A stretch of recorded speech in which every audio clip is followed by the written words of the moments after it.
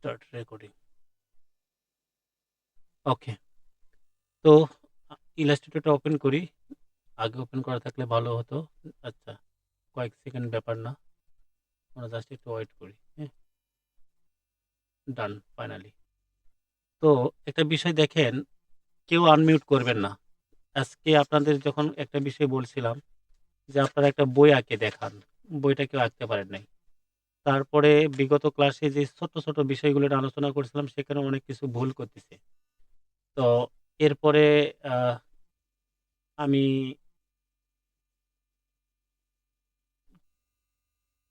আচ্ছা, ওকে, আমি একটা পেজ নিলাম, কন্ট্রোল এন্ড করলাম, করার পর একটা নতুন পেজ নিলাম। নেওয়ার পরে এখানে একটা পেজে আমরা যদি প্রথমেই রেক্টেঙ্গেল টুল দিয়ে যদি আমরা কোনো কিছু সাইজ চিন্তা স্যার করি। দেখা যাচ্ছে না তো। সরি, ধন্যবাদ। স্ক্রিন শেয়ার দিতে হবে। স্যার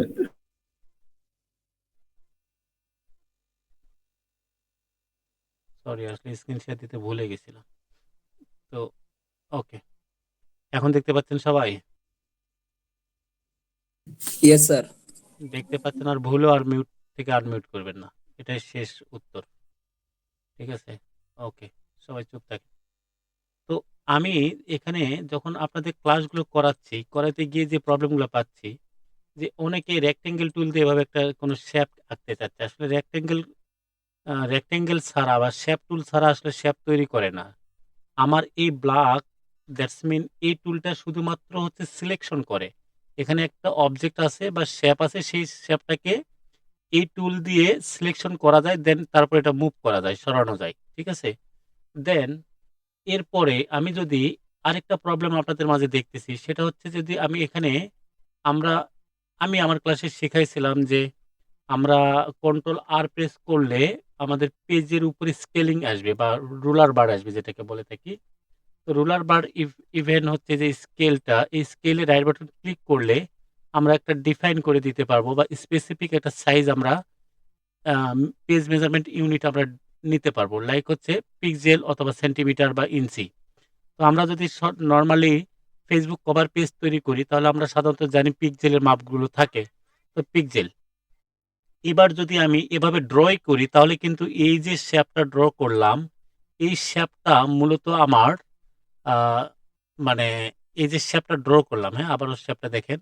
এই যে শেপটা ড্র করলাম, এটা কিন্তু আমার ফেসবুকের কভার সাইজের সাইজ নয়, কারণ এটা আমি এখানে কাস্টম ভাবে ড্র করছি, মানে যতটুকু ড্র করছি ঠিক ততটুকু মাপ আসছে, জানি না এটার মাপ কত। আমরা এটা জানি না মাপ কত। এখন কথা হলো, কিভাবে একটা শেপ ক্রিয়েট করার সময় আপনি শেপটা ক্রিয়েট করার আগে মাপ দিয়ে শেপ ক্রিয়েট করতে পারবেন, অথবা ভুলবশত বা যাই হোক পূর্বের কোনো শেপকে স্পেসিফিক কোনো সাইজ করা যায় কিনা, এই বিষয়গুলো নিয়ে আলোচনা করব। তো কাইন্ডলি কেউ আনমিউট করে ডিস্টার্ব করবেন না, হ্যাঁ। তো এখন দেখেন এখানে, যখন আমি এই শেপটা, যদি আমি শুরু থেকে প্ল্যান করতাম যে আমি একটা শেপ এখানে বিল্ড আপ করবো বা ক্রিয়েট করব, তবে তার স্পেসিফিক মাপ থাকবে, সেই ক্ষেত্রে আমি এভাবে ড্র করব না। ঠিক আছে, ড্র না করে কি করব, জাস্ট একটা ক্লিক করব। একটা ক্লিক করলে পপ আপ বা ডায়লগ বক্স আসবে। এই পপ আপ বা ডায়লগ বক্সে আমি যদি পিক্সেল ডিফাইন করে দেই, উইথ হচ্ছে 820 পিক্সেল এবং হাইটটা হচ্ছে 360 পিক্সেল দিয়ে ওকে করি, তাহলে এইটা ফেসবুক কভার পেজ সাইজের একটা শেপ। এই ডিজাইনটা যদি আমি ডিজাইন কমপ্লিট করে এক্সপোর্ট বা সেভ, জেপিজি সেভ ইত্যাদি করে থাকি, তাহলে এটা ফেসবুকের কভার সাইজের একটা ডিজাইন আসবে। এখন প্রশ্ন হলো যে আমি যদি এরকম ভাবে একটা ড্র করেই থাকি, তাহলে এই শেপটাকে আদৌ কি ফেসবুক পেজের সাইজে আমি কনভার্ট করতে পারবো কিনা। সেক্ষেত্রে করণীয় হলো, আমরা অবশ্যই পারবো, বাট আমাদের জানা থাকতে হবে কোথা থেকে আসলে শেপটাকে আবার মেজারমেন্ট দেওয়া যায়, স্পেসিফিক মেজারমেন্ট। যদি আগে শেপ ক্রিয়েট করে থাকি, তাহলে এইটাকে ডিলিট করার দরকার নাই, করে যে আবার এখানে ক্লিক করে এভাবে দিতে হবে তাও নয়। আমরা 820 দেন হচ্ছে 360 এরকমই যে করতে হবে তাও না। আপনি চাইলে আগের একটা শেপ এরকম ছিল, এটাকে চাইলে যে কোনো সাইজে কনভার্ট করতে পারবেন। সেটা কিভাবে করতে হয়, উইন্ডোতে যাবেন, যাওয়ার পরে অ্যালাইন অথবা ট্রান্সফর্ম নামে একটা প্লেট থাকবে। তো আমরা যদি এখানে ট্রান্সফর্মে, এই যে দেখেন, শিফট F8 কিবোর্ড কমান্ড, এটাতে ক্লিক করি, তাহলে ট্রান্সফর্ম অ্যালাইন বা প্লেটটা আসবে, এই যে প্লেট। তো এখন আমি যদি এখানে এসে এই যে ট্রান্সফর্মের এই যে ডাব্লু মানে উইথ আর এইচ মানে হাইট, এখানে যদি আমি 820 করে দেই আর এখানে যদি 360 করি, করার পরে যেকোনো একটা জায়গায় ক্লিক করলে ওটা ঠিক হয়ে যাবে। দেখতে পাচ্ছেন? তো এখন এইটাকে আমি আবার একটা রেক্টেঙ্গেল টুল নিয়ে জাস্ট একটা সিঙ্গেল ক্লিক করব, তাহলে আমার কমান্ড আসবে। এখানে যদি আমি 820 টাইপ করে এখানে 360 টাইপ করে ওকে করি, তাহলে দেখবেন যে ২ টাই কিন্তু একই হবে। তার মানে আমি বোঝাতে চাচ্ছি যে এরকম যদি একটা শ্যাপকে যদি আপনি Facebook কভার পেজের সাইজে কনভার্ট করতে চান বা ওই সাইজটা করতে চান, তাহলে আমরা উইন্ডো থেকে ট্রান্সফর্ম নামে একটা প্লেট আছে, সেই প্লেটে গিয়ে ওই যে উইন্ডোজ থেকে ট্রান্সফর্মে গেলে এখানে আমার এই যে উইথ অ্যান্ড হাইট দিয়ে আমরা সেটাকে স্পেসিফিক একটা সাইজের রেক্টেঙ্গেল বা শ্যাপটাকে নিতে পারবো। দেন এরপরে আপনাদের একটা অনেকের প্রবলেম দেখতেছি। এটা খুবই ইম্পর্টেন্ট পার্ট। একটা হচ্ছে অ্যালাইনমেন্ট। ঠিক আছে? অ্যালাইনমেন্টটা হচ্ছে আমরা কাজ করতেছি কিন্তু অ্যালাইনমেন্ট বুঝতেছি না। কাজ করতেছি হুটহাট করে একটা জায়গায় ইউজ করতেছি। তো এখন আমি যখন এখানে একটা শেপ ক্রিয়েট করলাম, লাইক আমি এখানে একটা ক্লিক করে শেপ ক্রিয়েট করে এখানে আমাদের স্পেসিফিক সাইজ দিয়ে দিলাম যে আমাদের চাই এটা হচ্ছে আমাদের ফেসবুকের একটা পেজ সাইজ, কভার সাইজ। ওকে? দেন এবার আমি ডিজাইন শুরু করলাম। তো এখন শুরু করার পরে আমরা করতেছি কি, ১ম এ প্ল্যান করলাম যে এখানে আমি একটা বার দিব। এতটুকু একটা বার দেব। সেই বারটা কিভাবে কাস্টম করব? তো আমরা করতেছি কি, এখানে এভাবে ড্র করে দিচ্ছি। দেওয়ার পরে এই ড্র করার পরে এটাকে আবার অ্যাডজাস্টমেন্ট করতেছি। এই কাজগুলো করা যাবে না। ঠিক আছে? আপনার প্ল্যান যদি এরকমই হয় যে আমার এ মাথা থেকে এ মাথা পর্যন্ত আরেকটা শেপ দিব বাট এতটুকু কালার করব, তাহলে এটাকে ডুপ্লিকেট করেন। করে এটাকে একটু চিকন করে দেন। দেওয়ার পর এটাকে একটু কালার করেন। তাহলে এ কিন্তু আসলে ছোট বড় হবে না। কারণ এইটারই এর ছোট ভাই। তাই না? মানে ডুপ্লিকেট করা। দেন আবার এটাকে ২ টাকে একসাথে সিলেকশন করে অ্যালাইনমেন্ট করে দেন। অ্যালাইনমেন্টটাকে মাঝামাঝি করে দেন। এখন পৃথিবীর কোনোভাবেই কোনো স্কেলিং দিয়ে আপনি পাইবেন না যে বাম পাশে একটু কম আছে অথবা ডান পাশে একটু কম আছে। কারণ আসলে ২ টাই একই সাইজ। এখন প্রশ্ন হলো যে আমি তো উপরে দিব। তাহলে এই দুটোকে সিলেকশন করে টপে অ্যালাইনমেন্ট করে দেন।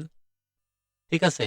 এখন দেখেন আপনি কোনোভাবেই এখন আপনারা কি করতেছেন, একটা শেপ ক্রিয়েট করার পরে ধরেন আপনি এইটাকে নতুন একটা শেপ দিবেন। এভাবে ড্র করতেছেন।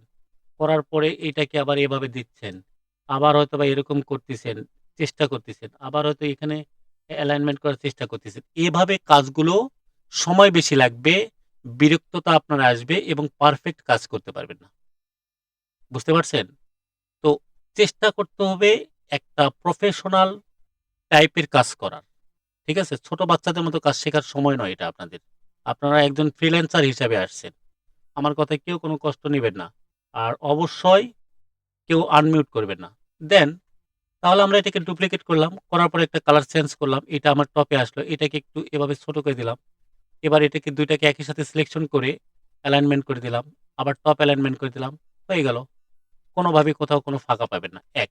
একই রকমভাবে যদি আমি এখানে একটা শেপ অন্য কোনো শেপ নেই, যে আমার এখানে একটা এইরকম একটা ডিজাইন আনবো।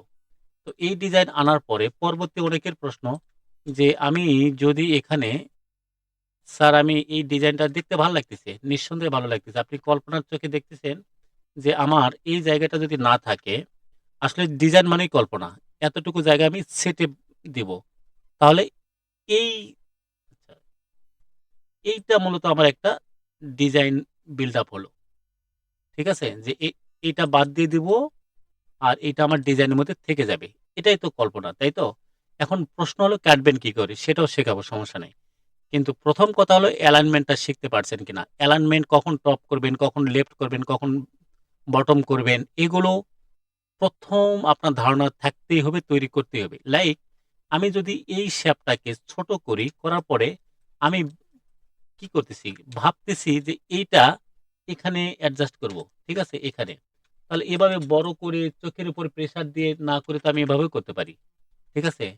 এভাবে ধ্যাম করে ধরলাম, দেন লেফট হ্যান্ড সাইড মারিয়ে দিলাম। এবারে এটাকে ধরলাম, দেন হচ্ছে বটম দিলাম। দেখেন তো আর কোথাও কোনো গ্যাপ আছে? আচ্ছা, বেশি বড় হয়ে গেছে। কোথাও কোনো গ্যাপ আছে? নাই, থাকবে না। ঠিক আছে? তো তাহলে এইবার যদি আমি এখানে দেই, এইবার যদি আমি এটাকে অ্যালাইনমেন্ট করতে চাই, তাহলে কি এখন আর লেফট হ্যান্ড সাইড করে করা যাবে? এখানে ফিল আপ করা, এখানে ফিল আপ করতে গেলে? অবশ্যই এখন রাইট অ্যালাইনমেন্ট ধরতে হবে এবং বটম অ্যালাইনমেন্ট ধরতে হবে। তো আমি এই ২ টা অবজেক্টকে সিলেকশন করলাম। এই যে এইটা আর এইটা। তো এই ২ টা সিলেকশন করার জন্য জাস্ট এতটুকু এরিয়া ড্র করলে এই ২ টা শেপই সিলেকশন হবে, অন্যগুলো হবে না। তো এখন আমি যদি এটাকে এভাবে ধরে থাকি, এবার যদি আমি রাইট সাইড করি, তাহলে রাইটে চলে গেল।